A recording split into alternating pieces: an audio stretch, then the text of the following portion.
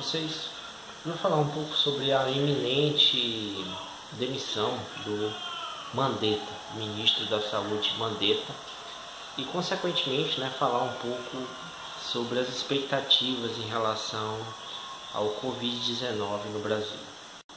O primeiro comentário que eu acho que é importante é mostrar que houveram, nas últimas 24 horas, mais de 200 mortes confirmadas no Brasil. A gente tinha ali aproximadamente 100 mortes por dia nos últimos dias, mas nas últimas 24 horas já tivemos um acréscimo muito maior e foram confirmadas mais de 200 mortes em apenas 24 horas, o que já é muito alto. Isso também é um indicador de que nos próximos dias, talvez daqui a 10 dias, no máximo uns 15 dias, o Brasil entre no pico da doença. E vou falar um pouco, antes de falar especificamente sobre o ministro, vou falar um pouco sobre o que significa isso, o que representa esse aumento aí nesses casos. Uma coisa importante de dizer é que o estado de São Paulo, já decretou aí que entrou no seu limite dos leitos, de vagas nos leitos, já não tem mais vagas. Isso já mostra como está a situação no estado, uma situação bem complicada, e isso é preocupante, tendo em vista que ainda estamos longe da doença ter entrado no pico no Brasil. Longe no sentido em termos de número de casos, mas sabendo que a doença ela cresce num ritmo exponencial, a gente pode concluir, deduzir, que nos próximos dias, dentro de poucos dias, no máximo 1 ou 2 semanas, a gente vai entrar no pico e teremos aí milhares de casos todos os dias, Consequentemente, na verdade, não só milhares de casos, mas também centenas e talvez até mais de 1000 mortos em um único dia, como vem ocorrendo nos países onde a doença chegou ao pico, como é o caso dos Estados Unidos, da Itália, da Espanha, como ocorreu também na China, na época que estava no pico da doença. Em outros países também, Inglaterra, entre outros.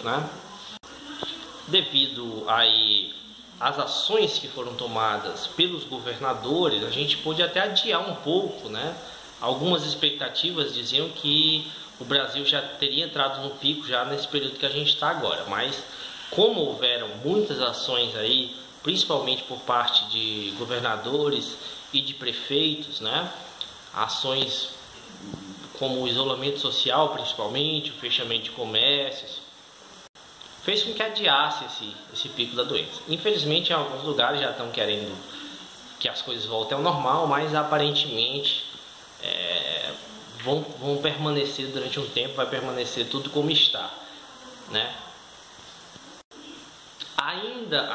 Ainda assim, o colapso na saúde no Brasil, infelizmente, vai acontecer em breve. Afinal, além da falta de leitos, como eu já citei no caso de São Paulo, não é o único estado que está assim. Nenhum estado no Brasil está preparado para o pico dessa pandemia, Não temos leitos bastante. Foram preparados aí alguns estados, estão sendo preparados leitos especiais, inclusive os bancos anunciaram, e outras empresas, os governos também, anunciaram que estão preparando aí novos leitos, vão investir, vão comprar equipamentos, como máscaras, como também os respiradores, que é uma coisa muito importante, mas realmente a coisa é muito grave, Estima-se que em média, vamos dar aqui uma média mais ou menos de 5% das pessoas que pegam o Covid entram num estado grave da doença, onde elas vão precisar desses respiradores, Vão precisar desses aparelhos respiradores, porque os seus pulmões param. Então, o que acontece, gente? Se a gente tiver um pico da doença e não tivermos aparelhos o bastante, o que vai acontecer é que todas essas pessoas que pegarem esse estágio mais grave da doença e que não tiverem mais aparelhos vão morrer. É isso que acontece, Então, o índice de morte, que agora pode estar ali em torno de 1%, algumas estimativas dizem que é 0,5%, me parece irreal isso, mas pode estar em torno de 1%. elas podem saltar para 3, 4, 5%, sem falar outras pessoas que peguem outra doença e talvez não tenham vaga nos leitos por causa do entupimento nos hospitais devido ao coronavírus. Então outras pessoas também de outras doenças vão morrer de outras doenças, mas impactadas também por conta do coronavírus. Então, infelizmente, a gente está falando aqui de um colapso na saúde pública, o que leva à morte de dezenas ou até centenas de milhares de pessoas no Brasil, infelizmente, né? Afinal, o Brasil é um país onde temos 200 milhões de habitantes e essa doença realmente ela se espalha num ritmo exponencial, né? A gente vê o caso, por exemplo, da Itália, da Espanha e de outros países, Estados Unidos, por exemplo, né? Que é um país até que está próximo do Brasil, é o que está mais próximo em questão territorial. Vemos, por exemplo, nos Estados Unidos, mais de 2.000 mortes em menos de 24 horas. Então já pensou isso no Brasil, né? O sistema lá de saúde já colapsou. E o sistema de saúde de diversas outras nações. Então, infelizmente, isso vai acontecer. Então a gente está lutando contra o tempo. O que tem sido feito é importante para adiar isso e para fazer com que consigam aí leitos nos hospitais, para que se consigam novos aparelhos, respiradores, enfim, tenham um suporte para que consigam médicos, consigam profissionais da área da saúde. Então é necessário esse tempo, né, para isso. A gente está lutando contra o tempo. Então quanto mais a gente puder adiar essa onda mais forte da pandemia, melhor é. A gente vai ter mais tempo e vai poder salvar mais vidas. Então a gente volta para o caso do ministro Mandetta. Bem, tendo suas falhas, mesmo tendo suas falhas, a gente pode dizer que o Mandetta vem desempenhando um trabalho que vai de encontro, né, com aquilo que a OMS determina, que aquilo que vem sendo adotado aí pelos governadores, aquilo que as pessoas especializadas na área sobre os estudos da pandemia recomendam, né? Então a gente pode dizer que a atuação dele vem sendo boa, né?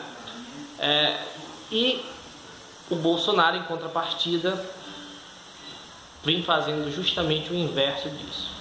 Então a gente conclui rapidamente, né, facilmente, que a saída do ministro Mandetta é uma perda muito grande para o Brasil. Afinal, quem o Bolsonaro vai colocar ali, quem ele quer colocar no lugar dele? Com certeza não é alguém melhor do que ele, né? E isso é preocupante. Que ações que ele vai tomar? Vamos supor que ele tome ações que estejam coerentes com aquilo que o Bolsonaro diz. Estamos ferrados, mais ainda do que já estamos. E infelizmente parece que é iminente agora a saída do Mandetta, uma questão de tempo, né? E ele não quis entregar o cargo, né? Ele não quis demitir, mas então ele vai esperar realmente aí a ordem da sua saída. Mas ele perdeu o apoio da ala militar, que era a ala que vinha segurando ele, que não deixou que o Bolsonaro mandasse embora quando foi solicitado, né? Isso, o Bolsonaro já vinha querendo tirar o Mandetta há muito tempo, mas a ala militar tinha segurado a onda, né? Uma ala que é muito forte aí. Inclusive fala-se muito que o general Braga Neto é um presidente operacional, né? E ele está tomando a frente principalmente nessa questão do coronavírus. Porém, apesar deles naquele momento defenderem a permanência do Mandetta, como eu disse no outro vídeo que eu tratei sobre o assunto, eles não gostaram do Mandetta ter dado a entrevista no Fantástico da Rede Globo, ter criticado o Bolsonaro, ter se posicionado de forma explícita contra o Bolsonaro. Eles não gostaram. Eles disseram que não havia combinado isso, que ele agiu errado, né, agiu por conta própria, e por conta disso eles passaram a apoiar a demissão do Mandetta. O Mandetta ficou realmente sem apoio, né? E fora, é claro, isso, ele tem um apoio popular, né, e tal, mas falando em termos de governo, ele perdeu totalmente o apoio.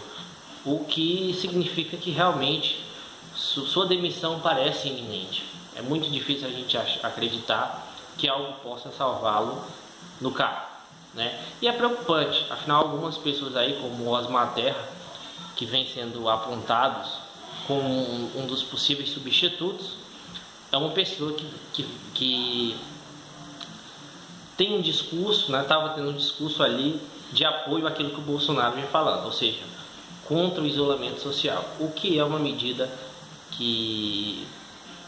Essa medida contra o isolamento social, ou seja, que as pessoas voltem à rua normal, todo mundo volte a trabalhar, vai fazer com que a pandemia se espalhe de uma maneira muito rápida e o sistema de saúde entre em colapso praticamente imediatamente, né? Então, realmente é uma situação muito preocupante. O país agora tem que torcer para que não aconteça algo desse tipo, né? Por sorte, o Supremo, né, entrou no jogo e disse que as ações ali, essas ações em relação a essa questão do Covid, sobre isolamento social, essas coisas, são medidas estaduais. Os governadores, eles têm autonomia para isso. Que bom, né?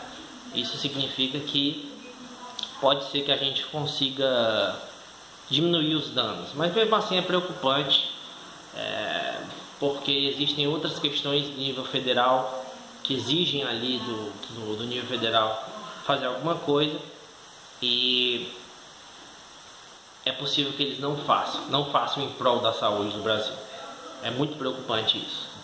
Numa situação de pandemia, infelizmente, temos um presidente como Bolsonaro. Isso é realmente algo por si só muito preocupante. E ele vem demonstrando que essa nossa preocupação não é à toa. Ela realmente condiz com aquilo que ele vem fazendo. Obrigado a todos e até mais.